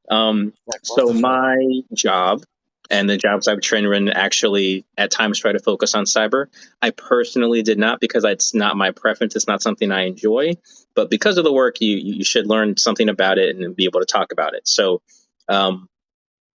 in my opinion, my lowly opinion, I do not believe we will see another great, true, quote unquote, world war. Not initially. Before anything like that would happen, you're going to see. So you disagree with Tulsi? You disagree with Tulsi on her prediction? Because that was if you're referring to the crazy. video that was going on, so I don't think I caught the whole thing. But the individual was talking about nukes and us nuking each other, unless there is catastrophic technical failure. Unless there's a catastrophic technical failure, I wouldn't worry about it. Are there still nukes? Are there still active nukes? Are there still nukes that aren't necessarily being given the proper maintenance? Yes to all the above. But the amount of work that goes down by people you never hear about, who aren't famous or, superstars or anything, to make sure like nobody gets a free nuke by some random terrorists and gets to, blow up a city like in the movies. The amount of work that goes in from men and women to stop that stuff is continual and high level. Why do we even have nukes? Because we're trying to get all these other countries to not have them, like North Korea. But we've got most of them. We have a lot. The hypocrisy, guys, with the leading by example and shining beacon on a hill. It's all poppycock. We've got the most nukes. We're asking Kim Jong-un to give up his nukes. We've got the most. Oh my God, I don't get it, bro. That's weird, right? Is that weird? It's not weird. It certainly can seem somewhat hypocritical, but again, it's where we are now. If you became the president today or I did, we can't just snap our fingers and make 500 nukes go away. You can't throw them away. They have to be basically secured forever because they never really turn off. If somebody wants bad enough, they can reassemble them or put them together. So this is what we've made with our wonderful minds. It's Right. fucking crazy. So you came this far. So how do you deal with it? And We're the honestly, only people that have dropped a atomic bomb. Like nobody else and has. thank the Lord for that. Honestly, not that Really? we even necessarily should have, but a nuclear explosion. I mean, the closest thing we've had to a nuke since we did to Japan was Chernobyl. Yes. And it affected the entirety of Europe and other parts of the world. So imagine if we did have a more, let's say, aggressive just world. Let's go to that the multi-planet theory or whatever, multi-dimensional theory, and we're on the Earth that has nukes fire every 15 years. If even one nuke went off every 15 years, we'd all be dead in less than 200 years. We'd all be dead in probably less than 100. Just the constant radioactive spin would break the planet. So we could break the planet now. Oh my god. I mean, yeah. That's fucking crazy. But the world needs Superman. The world needs Superman, bro. For as many mistakes as we make, I think that's one of the positives you can look at, that we have enough people, on that local level and enough decent people at the high levels that it hasn't happened. We've never had major nuclear fallout or a period of 15 years where terrorists were able to steal nukes every couple of years. That's never been a thing. So are you? But this technological advancement has created a society that they thrive on convenience to the point where literally, if they don't have their chai latte from Starbucks, they go insane, right? Like think about 300 years ago when people toiled day in and day out, right, to literally survive. Natural selection, survival of the fittest. Mm-hmm. People toiled day in and only to survive till the next day. Literally, if we don't have our fucking chai lattes in the morning, we crack up. Okay, don't you think that this and then now we're accepting censorship? Now we're accepting censorship from technocrats, and now the technocrats want this is true. They want to have their own nation. Did you read about this? I didn't read about a nation. I have read about I don't know if it was New Mexico or Ohio, somewhere that in kind of middle America. The governor has proposed allowing a tech company, to basically start up their own city. So they'll be in charge of the government, the police force, your public services in the city. And the positive idea is, hey, you got one tech company running all this, so it's going to be super streamlined. I saw RoboCop, everything's engaged. If you move there, it's all going to be included, because the only way that system is going to work, traffic lights to the cops to the trash, and it's kind of your basic thing if you're looking at city planning: traffic lights, cops, trash. If those three kind of concepts of moving stuff around, the logistics, if you make them work together, then it'll be okay. So everything's going to have to be connected if you move to that city. Until some fucking fat guy named Dennis pops in with his fucking, does a Jurassic Park through your fucking store, and then you have a fucking hurricane that goes through Isla Verde. Then the fucking T-Rex gets out, bro. Right. That's what I learned. There's a lot of I don't know if you could put enough safeguards in place to really protect a system like that if somebody wants to go after it, because that's where we're at with tech now and cyber. Back to the cyber warfare. Every time somebody makes a new offensive tool, somebody comes around in approximately 2 weeks to 6 weeks and finds a way, if not to beat it, to at least slow it down. Yeah, I've noticed that. And then the next guy comes up and makes the tool to go after that one.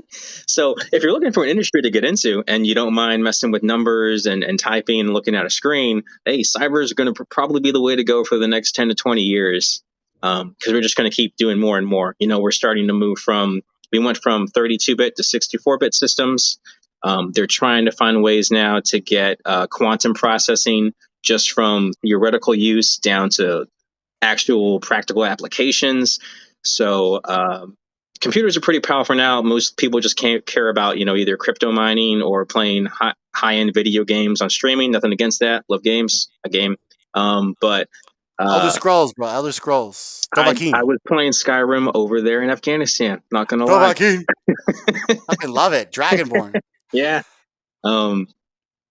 But my worry though, KT, is though, like, this society. So these computers, they're everything. We can't live without them, and we can't do anything without them. And so everything's just a game now, pretty much. Everything's just It's got a third person because the computer is really the thing doing it, right? So, I mean, I feel like you don't feel like the sense of where we're getting away from our humanity because it's just too easy to press a button now. Now we don't have to see people die from our drone strikes because it's a video game. It's not real. It's not happening anymore. We don't have to see it. We just press a button. We don't have to see anything. We choose not to see it.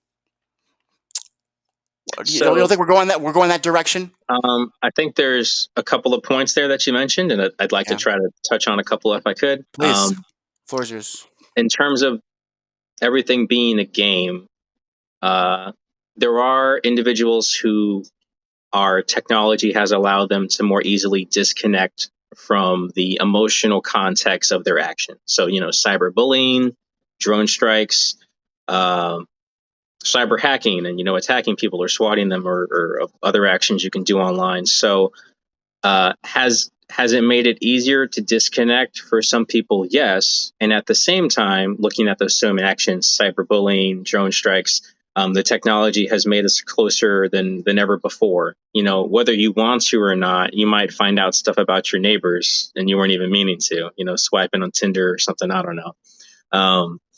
But our humanity is still there. We look at this past year of COVID, and I think it's still being a big wake up that some people don't want to look at, some people are trying to avoid and look away from. But you had a large number of people who were kind of happy about it because they didn't have to continue the old societal norms and keep up with that kind of, what's the term they used to use? Keeping up with the Joneses. Wisdom. Keeping up with the Joneses. If you want to go back to that. Yeah. Because the Joneses have a new fucking, I don't know, Cadillac, so I got to get me a Cadillac just like the Joneses. Yeah. If your little social circle got the new phone, now I got to get a new phone. If they're doing a new app or TikToking now I got to do it. So being able to break that chain that was for some people have allowed them to, change careers, change lifestyles, and free themselves and help a lot of their emotional distress or psychological distress. And that's really important because that's part of our humanity. That's kind of your, it's not considered your base level. If we're going to go to like Maslow's hierarchy of needs. So as humans, we look to basic survival. So water, food, sleep. And once you get up to the higher levels, you're getting into the mental and the psychological or philosophical even. So back then, 300,000 years ago, we're just trying to use sticks and make fire and get enough food to survive for the day.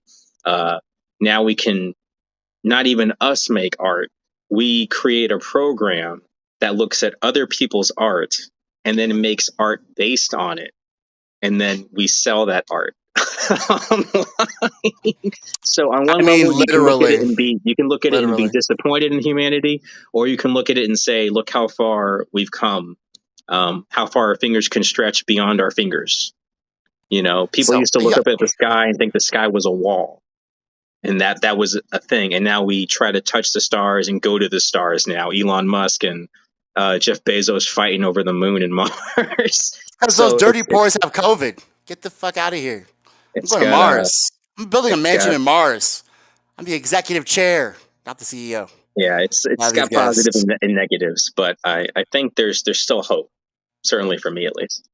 Is there hope? Well, so where does the hope come from? That we could, because this is where okay, so you're probably, out of the two scenarios that you described, you're probably the person that sees things in a more there's a hope thing. And I've seen it in we're doing the same things over and over and over again.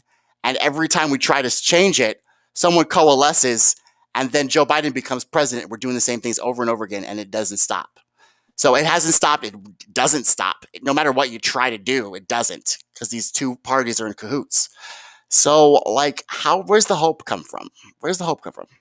So there's certainly deserved and warranted frustration and disappointment and things that our leaders may do and things that we may completely try to do. Corrupt beyond all imagination. And they've literally sold out the country, and they turned their backs on their oaths to protect us from things foreign and domestic. They didn't. They never do. George W. Bush didn't protect us against 9/11, even though he had the paperwork bin Laden determined to strike, and these people ignored COVID until Trump closed down the Chinese airports. Then they called him a racist. They literally, all they do is collect money and funnel to their donors. So, I mean, KT, let's just be real. These guys are corrupt beyond all imagination. So, I'm sorry. That's my passionate moment, but let's No, you're good. You're good. It's a be warrant thing to be realistic. passionate about. Got to be fucking realistic. These People, guys, the choices our leaders have made have cost people lives, have cost people their dreams and their futures and everything their heart desires. So it's totally fair to feel upset, frustrated, even in despair. But for me, not saying that I know everything, obviously, but I've seen, some cycles of life going through. And when we look at cycles, most people either think of it as, your basic circle or the infinity sign or helix. But life is 3D, right? So not every circle is the same. So while we're going through cycles, that cycle has to hit an endpoint. That's just the way the system's built. Time. We as humans, as much as we try to build habitual activities, to build traditions, to find some stability in, eventually you hit a wall and things break and change. So I do not believe the current line of living, if that's an effective description, is going to continue forever. I think COVID was a very strong starting point for that change. I think the rest of this year, and more importantly, the start of next year, is really going to be the important thing as we head to 2022. And you mentioned with local elections, you're looking at some congressional districts as far as America is concerned. Talking about the world at large, Netanyahu is finally gone, or at least temporarily gone. We'll see how that goes. That's democracy. Things in Central and South America and various countries, people are making decisions about what direction they want to try next. So I think the next 18 months are going to be very telling for how the next 10 years are going to look. Society as a whole could change dramatically, or it may not. It is possible things will stay stuck in a rut, but I think there are a lot of people who aren't just desperate for change anymore, but are now demanding change. I mean, I know I am, and I know you are. So those are some people.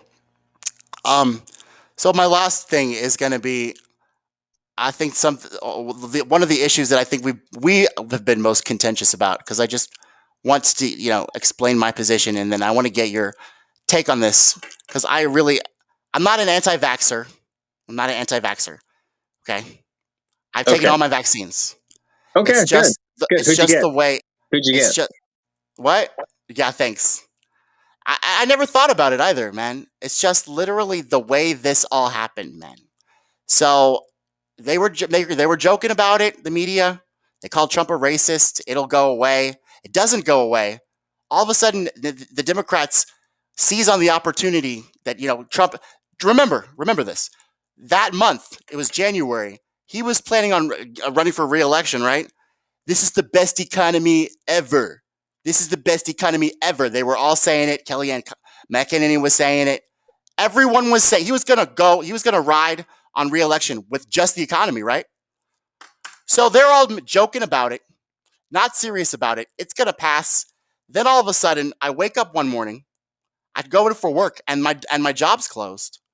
And then Nancy Pelosi's talking about how we all have to stay home. I thought she said Trump was racist. I thought she said this was going to pass us by, and we're so secure with our Patriot Acts and stuff. Okay, so then they rob us. They buffer the stock market with government money. 48 hours. Never seen Congress work this fast. They spent trillions of dollars to buffer the stock market. Okay, weird. Then as soon as Trump starts posturing to whether this vaccine, someone tells him he has to get this vaccine. The first thing he does is what do Republicans do, KT? They privatize government entities, right? They use government contracts for Pfizer. You have the military, and you have Pfizer working hand in hand on a vaccine. And then you have Bill Gates, who's a technocrat, having a patent on a vaccine that doesn't even exist Bill yet. Gates ever had a patent on a patent. He does. On one of the COVID vaccines. I don't believe that's accurate. So there's okay. So look, I'm not sure about this, but I've heard from like Rising, like Crystal Ball, that he has a patent on a vaccine, and the vaccine didn't even come out before that. That's why he'd spent his own money, and that's why he's doing gain to function research with Fauci. Have you not heard about any of this gain to function research?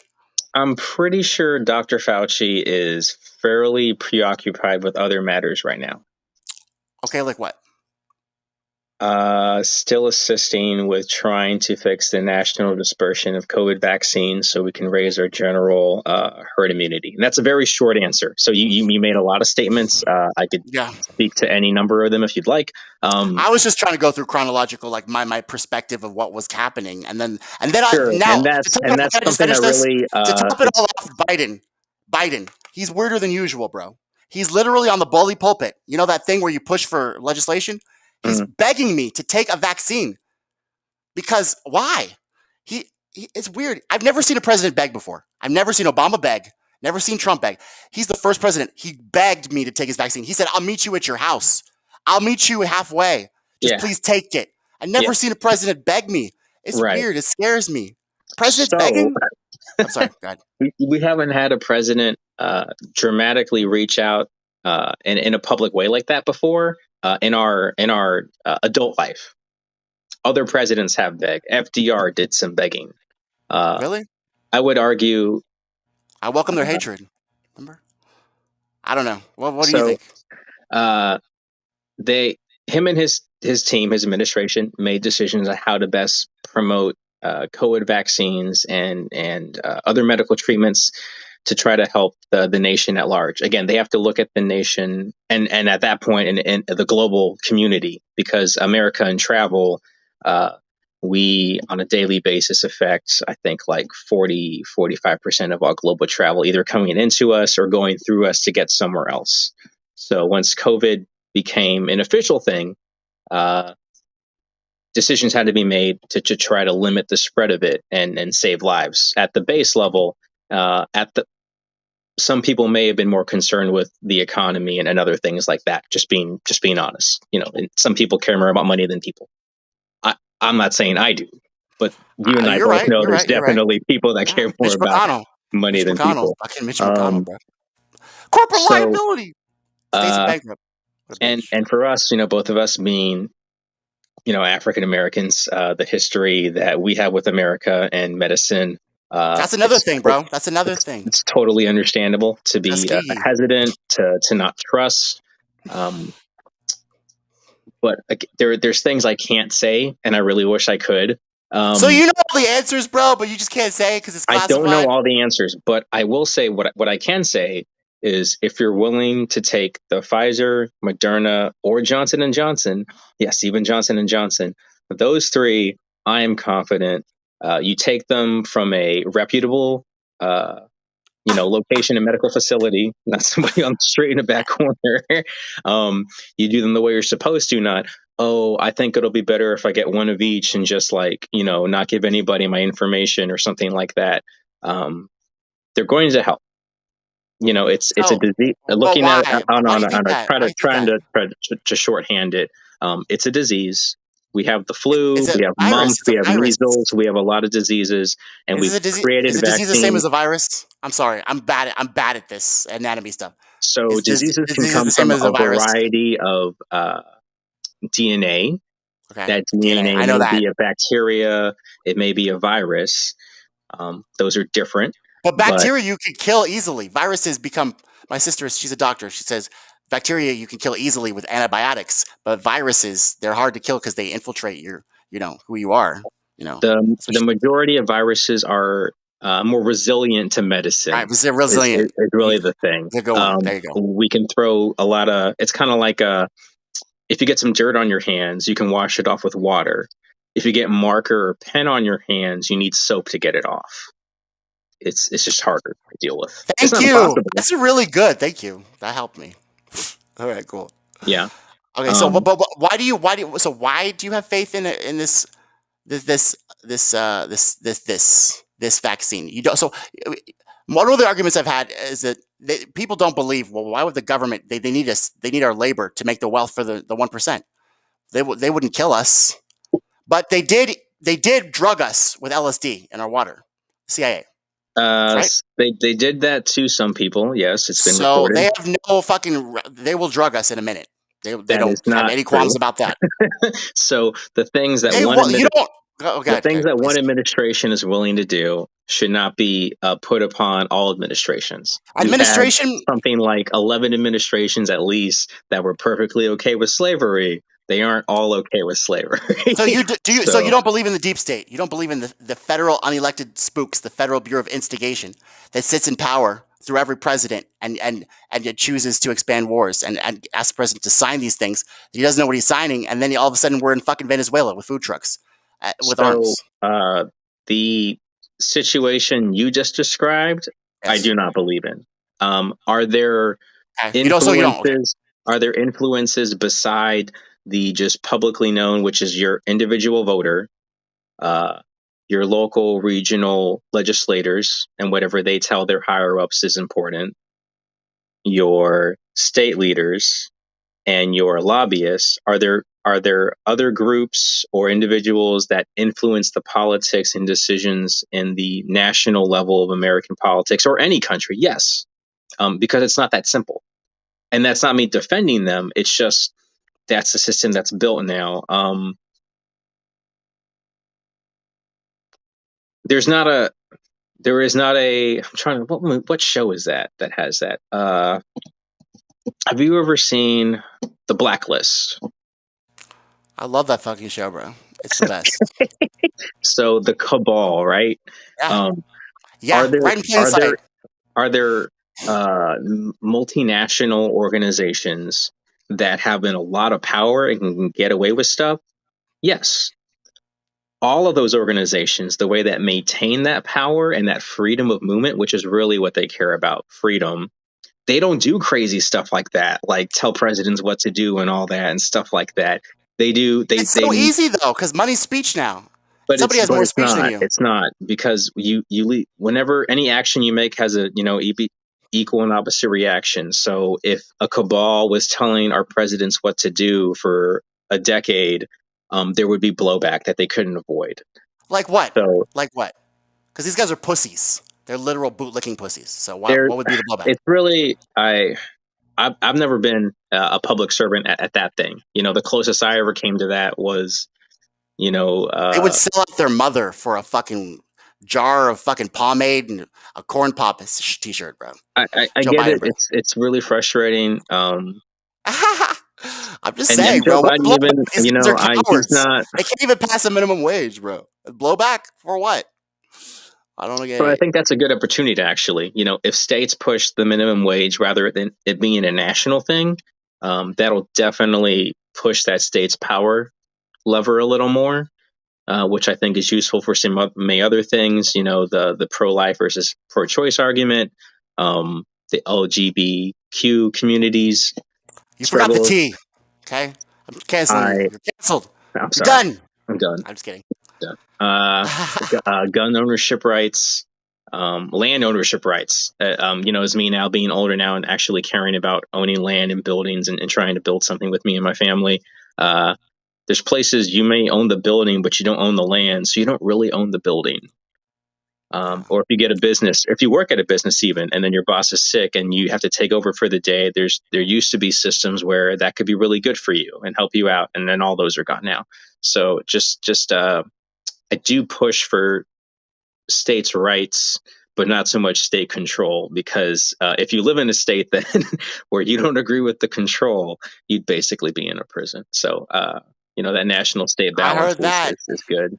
Texas right now, I know everybody down there, y'all struggling with the heat after less than 60 today. Less than 60 God. days than from you guys were suffering from snowing. winter storms. It was snowing like 60 days ago. Yeah, now it's hot as hell. I'm praying for y'all. I hope y'all are good. I'm trying to keep in touch with people down there. I've been up in Maryland that's where I finished my service, and there's just been work for me up here, so we've been up there. I do want to come back. I'm actually coming back hopefully in about 2 or 3 weeks for July. Family's coming down there for vacation, so hopefully get to see some people. Well, stop by Dallas, because I live in Dallas now. So stop by and we'll have a time Yeah, The Meddlesome Moth. It's the best in the Arts District. I love that restaurant.